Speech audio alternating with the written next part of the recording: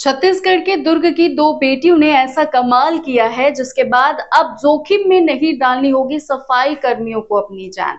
दरअसल दुर्ग जिले के वैशाली नगर की दो साधारण परिवारों की बेटियों ने असाधारण उपलब्धि हासिल कर पूरे देश का ध्यान अपनी ओर खींचा है। छात्रा कविता साहू और अंजलि चौहान ने एक ऐसा रोबोट विकसित किया है जो मैन होल और सीवरेज लाइन के अंदर जाकर सफाई और जांच कर सकता है। इस नवाचार से अब सफाई कर्मियों को जान जोखिम में डालकर सीवर में उतरने की जरूरत नहीं पड़ेगी। वहीं इस इनोवेशन के लिए कविता साहू को प्रेसिडेंट द्रौपदी मुर्मू के साथ डिनर के लिए आमंत्रण मिला है, जबकि अंजलि चौहान को केंद्रीय शिक्षा मंत्री धर्मेंद्र प्रधान से मिलने का मौका मिला है। जानकारी के लिए बता दें, कविता साहू कक्षा 10वीं की छात्रा हैं, जबकि अंजलि चौहान कक्षा 12वीं में पढ़ती हैं। दोनों के पिता ऑटो चालक हैं।